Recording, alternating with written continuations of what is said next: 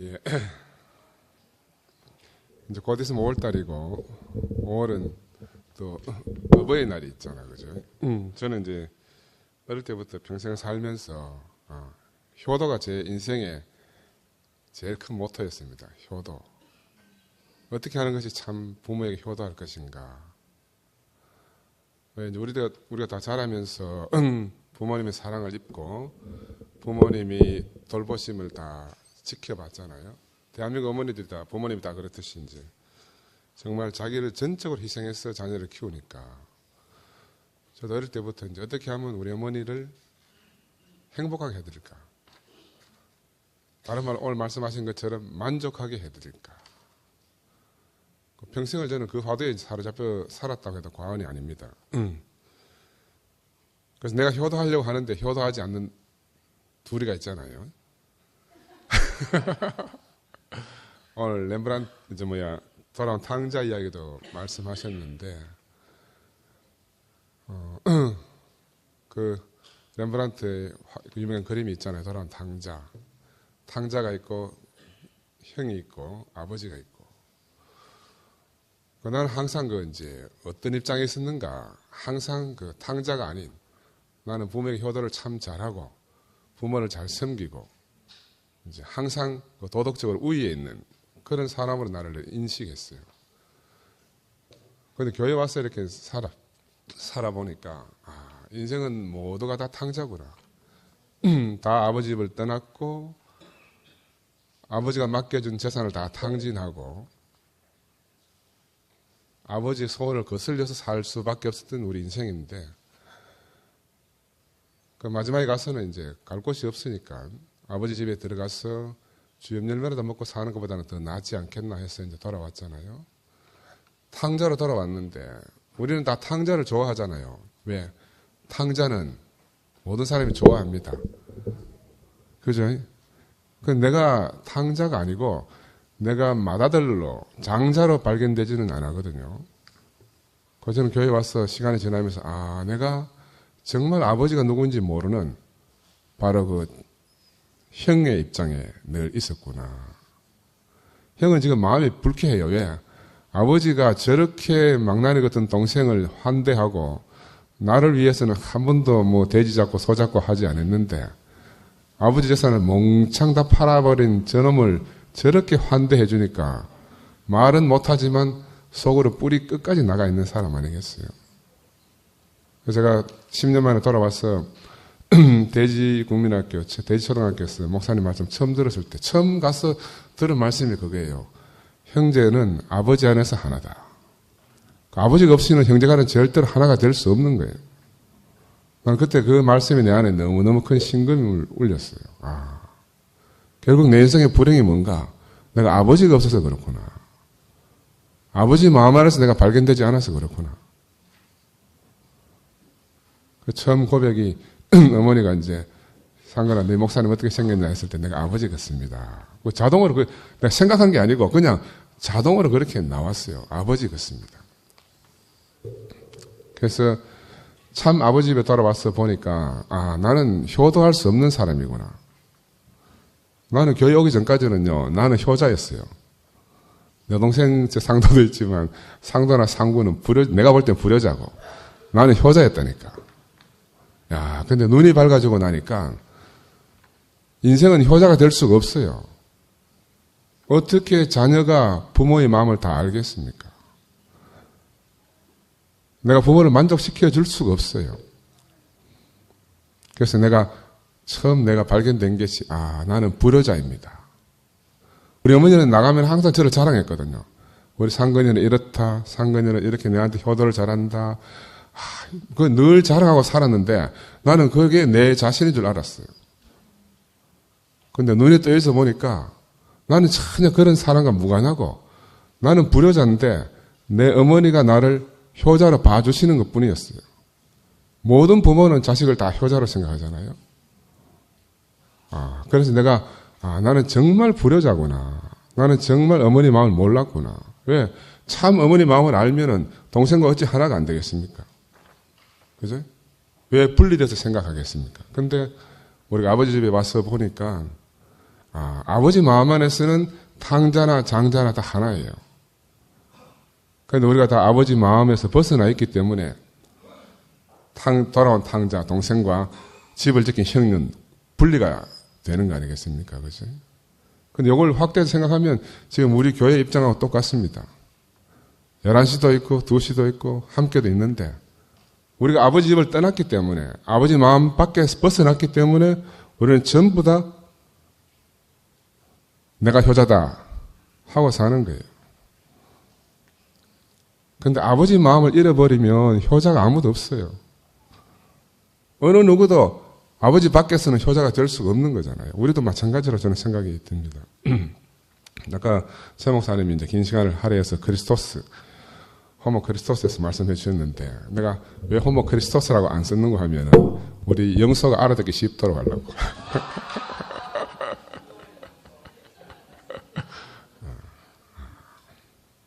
목사님이 살아계시면서 세판이다 말씀하셨는데 세판이라 해도 우리는 별로 감흥이 안 와요. 그죠? 새 인류라 해도 감흥이 안 와요. 새 피조물이라 해도 감흥이 안 와요. 왜? 그동안 2000년 기독교 안에서 끊임없이 그 말들이 반복되어져 왔고 그 말 속에 그 말을 쓰면서 사는 사람들의 많은 행태를 봤기 때문에 그 말씀이 우리를 갖다 무너뜨릴 수가 없는 거예요. 저는 그것을 갖다 언어가 오염됐다 이렇게 생각을 합니다. 언어가 오염됐다. 오염된 언어는 우리 자신을 변화시킬 수가 없어요. 그래서 새로운 언어가 오지 않으면 새로운 개념이 생겨날 수가 없습니다. 제가 왜 굳이 호모 크라이스트를 이야기했는가 하면 아까 말씀하셨다시피 세상은 이미 창조를 믿지 않아요. 세상은 진화론의 대세입니다. 그러면 그런 사람들에게 우리 젊은 아이들이 다 학교 가서 지금 우리 지구가 저렇게 살지만은 학교 가서 교육을 받으면 창조는 다 날아가 버립니다. 우리는 진화해 왔구나. 진화해온 최종적 산물이 지금 인생이구나. 사람이구나. 이렇게 알아요. 그런 아이들에게 어떻게 하나님 말씀을 전해 주겠습니까? 그래서 다행히도 세상에 유명한 학자들이 이제 진화론을 이야기하기도 하지만 최근에 이제 유발 하라리가 호모 사피엔스, 호모 데우스. 호모 데우스는 하나님 사람이라기보다는 하나님 같이 되고 된 인간. 쉽게 말하면 선악과를 먹고 하나님 같이 되고 싶었던 그 아담이 지향하는 바가 호모 데우스예요. 호모 사피엔스지만 호모 데우스를 지향하고 살다가 인간은 죽습니다. 그런 세상에 예수가 오셨어요. 호모 크라이스트로. 그러니까 이 예수는 전혀 다른 종입니다. 아담이 아니고 마지막 사람 아담이라고 그랬잖아요. 그래서 마지막 사람 아담이 십자가 못 박혀 죽었습니다. 십자가 못 박혀 죽음으로 말미암아 부활한 생명이 탄생한 거예요. 우리가 전혀 모르는 사람이죠. 나는 교회에 와서 이제 내가 전혀 한 번도 보지 못했던 그런 생명을 사시는 분을 제가 만났습니다. 여러분이 다 알다시피 마지막에는 정말 교회가 이렇게 여러 조각으로 나눠질 수밖에 없도록 하신 모습도 봤어요. 어떻게 보면 부끄러워요.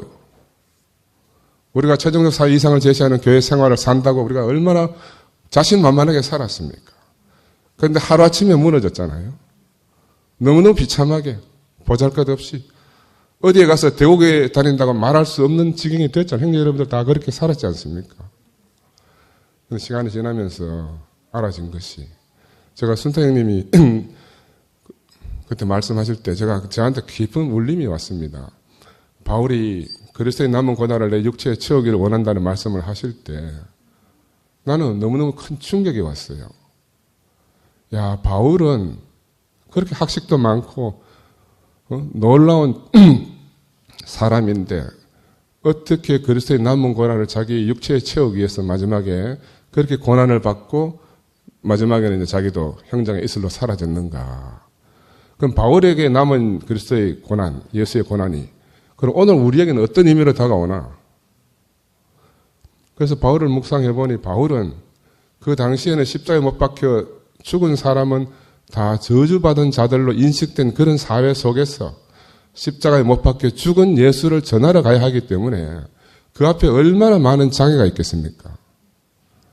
모든 사람이 환영하는 예수가 아니고 모든 사람이 저주받았다고 생각하는 그분을 나의 구주요, 나의 주님이라고 고백하면서 복음을 전하러 다녀야 됐다 이 말입니다.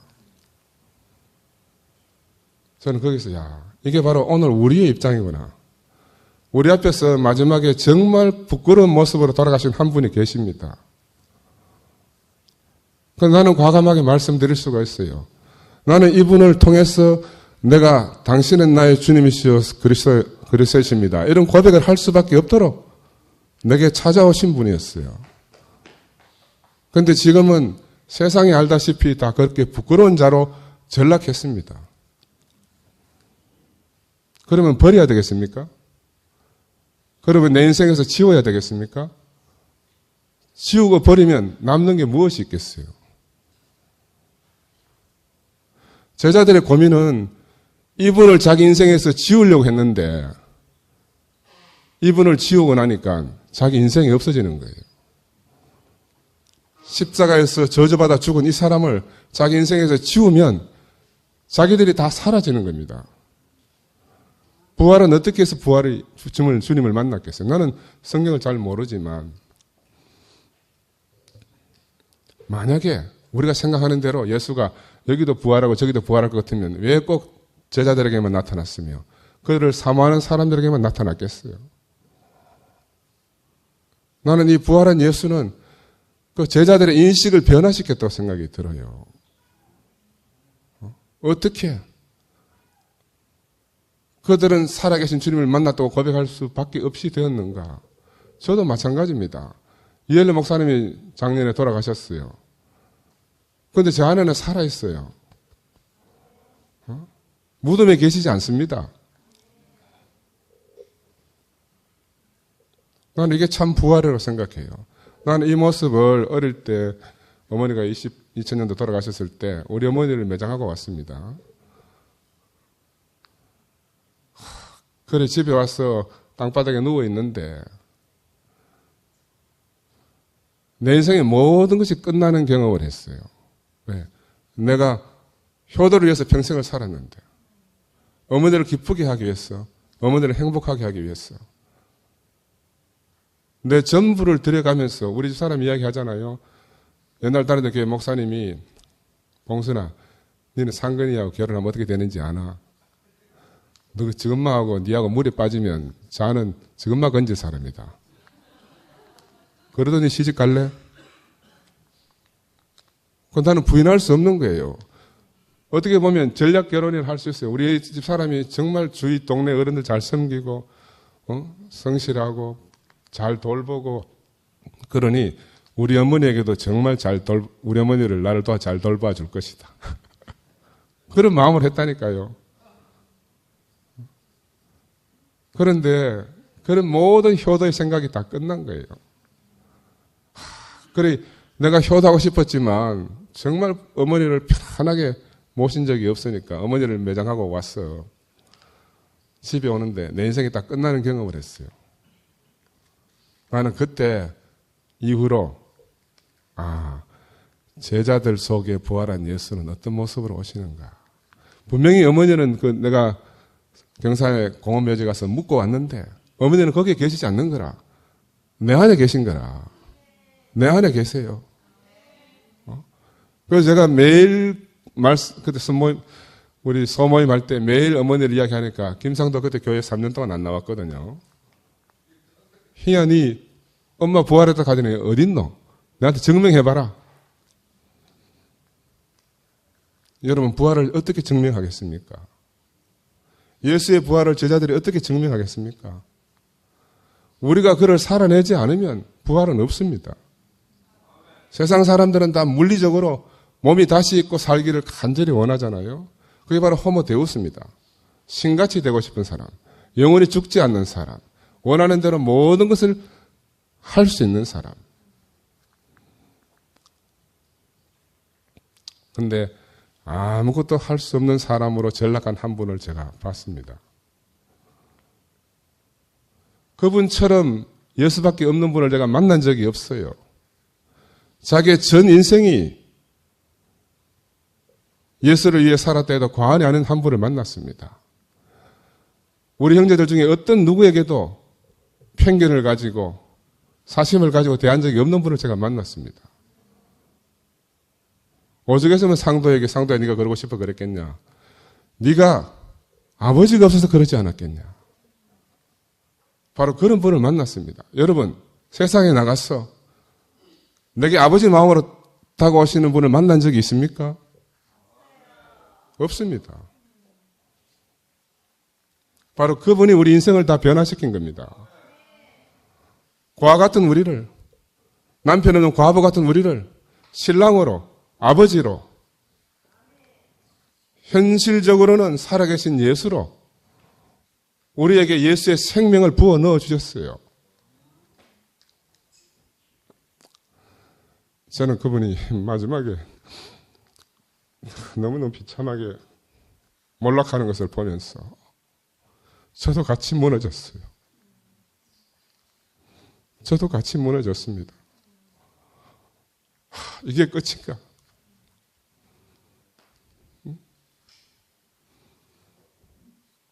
나를 살리신 분이 어떻게 이렇게 추락할 수 있는가? 저는 목사님 무덤에 한 번도 가본 적이 없습니다. 나는 정말 하나님이 우리 인생에게 찾아오셔서 무엇을 보여주시려고 우리에게 이런 일이 생겼는가? 정말 곰곰이 생각했어요. 정말 깊이 묵상했습니다. 저도 형제 여러분들처럼 목사님 대들기도 하고 여러분이 버리고 싶은 마음처럼 저도 버리기도 했습니다. 버려진다고 버려지면 버릴 수 있어요. 여러분 지운다고 지워지면 지울 수 있습니다. 그런데 버려지지도 않고 지울 수도 없는 분이잖아요. 나는 예수가 누구인지 모르지만 내게 예수를 가지고 예수의 마음을 가지고 예수의 생명을 내게 분배해 주신 분이었어요. 병원에 찾아와서 마지막으로 병원에 오셨을 때 저한테 그래. 앰뷸런스 타고 다시 이제 집으로 돌아가시면서 내 손을 꼭 붙잡고 그러더라고. 상관아, 너는 나의 증인이다. 여러분, 그전에 우리가 책만 나오면 목사님 사인 받으러 갈 때 있었잖아요. 아들이 일어날 그때쯤 내가 목사님한테 사인을 받으러 갔습니다. 너는 나의 증인이 되리라 이래서 놨더라고요. 형님들은 다 너는 나의 증인이라 이렇게 써줬을 거예요. 나는 아직 그 사람이 아닌 거라. 근데 저는 이제는 목사님 제가 당신의 증인으로 살겠습니다. 나는 이제 보니까 내가 당신이 누구인지를 너무너무 잘 알겠어요. 말하지 않아도 알겠고 여기 계시지 않아도 알겠어요.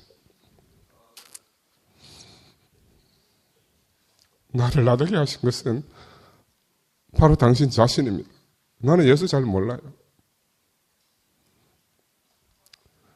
그러나 오늘 현재 안에서 나를 살리신 분이 계십니다. 세상에 나가서 예수를 말하면 사람들이 쉽게 이해하니까 우리 예수를 말하지만 현실 안에서는 나는 이엘레 목사님이 나의 주님이에요. 그렇다고 내가 그를 우상화하는 거 아닙니다. 여러분 이거 잘 기억해야 됩니다. 내가 그를 우상화하는 게 아니에요. 내가 지난 목요일에도 말씀드렸지만 그는 나를 물에서 건져주신 분입니다. 예수가 와서 나를 물에서 건진 게 아니에요. 물에 빠진 나를 물에서 건져주신 분이에요. 내 동생 상도를 건져냈습니다. 우리 어머니를 건져냈어요. 먼저 간 상구도 건져냈어요. 우리 온 가족을 다 주님의 피만으로 건져내신 분입니다.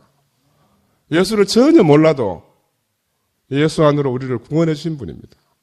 우리가 그분을 만나서 비로소 그분을 구원하신 분을 알게 된 겁니다. 그래서 우리가 예수도 알게 됐고 그래서 예수 그리스도의 아버지 하나님도 우리가 인식하게 된 겁니다. 그런데 현실적으로는 우리는 다 이엘레 목사님을 만나서 하나님 나라로 옮겨진 사람들이에요. 우리가 그동안 갈등이 많았잖아요. 여러분 버리고 싶었지요. 지우고 싶었죠. 그분은 지금도 나무에 달려서 부끄러운 자로 그렇게 전시되어져 있습니다. 우리를 아는 많은 교계에 있는 사람들이 대구교회가 어떻게 되겠느냐? 저 천하에 없다고 자랑하던 최종적 사회 이상을 제시한다고 하던 떠들던 그 교회가 정말 우습게 됐구나. 그들의 말로를 한번 보자.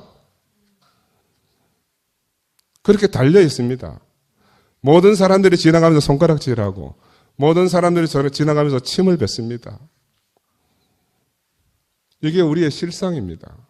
그런데 우리는 바로 그분을 나의 주님이며 나의 그리스도라고 고백하면서 그분을 전하지 않으면 안 되는 그 막중한 소명을 우리가 받고 있습니다. 그분을 전하는 게 바로 예수를 전하는 겁니다, 여러분. 그분을 전하는 게 예수를 부활시키는 겁니다. 여러분, 어떻게 부활한 예수를 우리가 만나겠습니까? 우리의 생각으로 만나겠습니까? 상상으로 만나겠습니까? 보이지 않는 하나님을 우리가 어떻게 보며 들리지 않는 말씀을 어떻게 듣겠습니까? 구체적으로는 한 사람으로 왔어. 한 사람을 통해서 말씀이 육신이 된 그분을 통해서 우리에게 하나님의 말씀을 선포해 주셨기 때문에 우리가 비로소 하나님에 대한 인식이 생겼고 우리가 예수에 대한 깨달음이 생긴 겁니다. 오늘 효도 말씀하시면서 부활절 말씀해 주셨는데 사실은 하나잖아요. 우리가 불효자라는 사실을 기억하면 우리는 다 효자로 살 수가 있습니다. 내가 돌아온 탕자로 인식하면 내가 아버지 집에 돌아올 수가 있어요. 그러나 아직까지 아버지 집을 한 번도 떠나지 못했던 그 마다들은 언제라도 떠날 수 있습니다. 자기의 모든 것이 다 탕진되고 아무것도 남은 것이 없는 한 사람.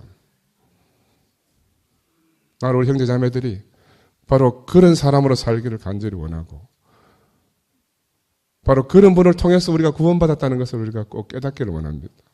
나는 부활절이 다른 의미가 아니라고 생각을 합니다. 부활 생명이 없는 사람들은 오늘 부활절 절기를 지켜야 돼요. 그러나 우리는 날마다 부활 생명을 살지 않습니까?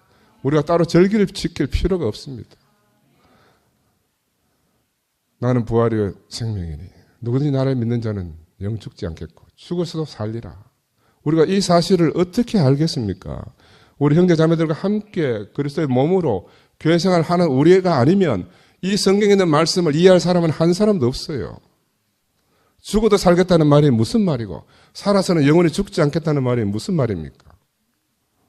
그 말은 다 다른 차원에 있는 말이죠. 호모 크라이스트, 그리스도 안에 있는 말입니다. 그런데 아담 안에서, 호모 사피엔스 안에서는 개념이 없는 말이기 때문에 이해가 불가능해요. 그래서 제가 호모 크리스토스, 호모 크라이스트를 쓰는 이유가 우리가 전혀 다른 종이다. 침팬지와 사람이 다르듯이 호모 사피엔스와 호모 크라이스트는 그렇게 다른 거다. 종이 다른 거다. 이 진화는 역진화가 불가능하다. 호모 크라이스토스 안에서 발견된 사람은 절대로 호모 사피엔스로 살 수가 없다. 누구든지 부활한 예수를 만나고 부활 생명을 만나면 다시는 옛 아담의 생활을 반복할 수 없는 것이 이 종의 개념입니다. 그렇죠? 사람이 어떻게 침팬지로 살겠습니까? 마찬가지로 예수 그리스도 안에 발견된 인생이 어떻게 아담 안에서, 옛 아담 안에서 살겠습니까? 불가능하거든요. 크로노스의 시간은 아담의 시간입니다. 역사적 시간이고 물리적 시간이고 흘러갑니다. 우리가 나이가 들어 늙어가듯이 흘러가는 시간이에요. 이 시간 안에는 예수는 계시지 않습니다. 예수는 하나님의 시간, 카이로스의 시간, 영원한 부활의 시간 안에 계시는 분이죠. 이 시간 안에 우리가 없으면 우리는 아무리 예수를 알고 싶어도 알 수가 없어요. 어떻게 알겠습니까? 그래서 죽음밖에 없습니다. 우리가 씨 뿌리는 비유를 많이 하잖아요. 옥토도 있고 자갈밭도 있고 뭐 여러 밭이 있다 그러는데 그 씨를 어디에다 뿌리겠습니까? 예수는 십자가 위에 자기 씨를 뿌리고 갔습니다. 우리가 다 30배, 60배, 100배 열매 맺기를 원하지 않습니까? 내가 십자가 안에 있지 않고 어떻게 그 열매를 맺겠습니까? 그는 마지막 자기 생명을 영원히 살도록 하기 위해서 십자가로 가신 겁니다. 그가 원했든지 원치 않았든지 간에 그는 십자가로 가셨어. 죽음을 지불하고 세상과 종교로부터 다 심판을 받았습니다. 우리 이엘레 목사님도 똑같습니다. 우리로부터 심판받았고 세상으로부터 심판받았고 종교로부터 심판받았어요. 이제 더 이상 무덤에 계시지 않습니다. 어디 계십니까? 여러분 속에 있고 제 속에 있고 우리 교회 안에 있습니다. 우리가 없으면 아무것도 없어져요. 그럼 우리가 얼마나 막중한 사명이 있습니까? 우리가 아직도 너무너무 잡다한 것에 매여가지고 아직도 내 주변 잡기나 돌볼 수 있는 그런 생명을 살고 있으면 하나님 보실 때 얼마나 답답하시겠습니까? 하나님은 절대로 후회하지 않으신다 하셨습니다. 모든 것을 협력해서 선을 이루신다 하셨습니다. 우리에게 일어나는 모든 일들이 하나님을 더 깊이 알게 하고 예수를 더 깊이 알게 하고 우리 주변에 있는 형제자매들을 더 깊이 알게 하는 그런 일로서 우리에게 있었던 일이라고 저는 생각이 듭니다. 저는 이런 일이 없었으면 정말로 형제자매들을 별로 돌보지 않았어요. 살펴보지 않았다니까요. 왜? 내만 잘 되면 되는데 내 목사님 말씀 잘 알아듣고 내만 열심히 딸려가면 되는데 그런데 비로소 평지 풍박같이 땅이 꺼지고 바위가 터지고 천재지변이 일어날 것 같은 이런 일이 벌어지고 나니까 비로소 정신이 차려진 겁니다. 와, 나와 함께 사는 이 형제자매들은 누구인지 관심을 가지게 됐습니다. 하나님 오신다면 누구를 통해서 오시겠냐? 막연히 머릿속에 그리는 저 공중에 있는 하나님이 어떻게 알겠습니까, 우리를?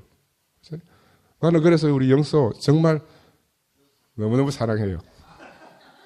상도가 늘 이야기하잖아요. 우리 형 성질 옆에 성질 저런 성질에 누가 붙어 있겠냐? 영소라니까 붙어 있다는 거죠. 근데 나는 하나님이 내게 붙여진 동력자라고 생각해요. 내가 가질 수 없는 개념을 가지고 끊임없이 나를 채찍질하거든요. 내가 죽게로 가지 않으면 안 되도록, 내가 부활 생명을 살아내지 않으면 안 되도록 파수꾼처럼 저를 지키고 있습니다. 저는 혼자 살던 사람이에요.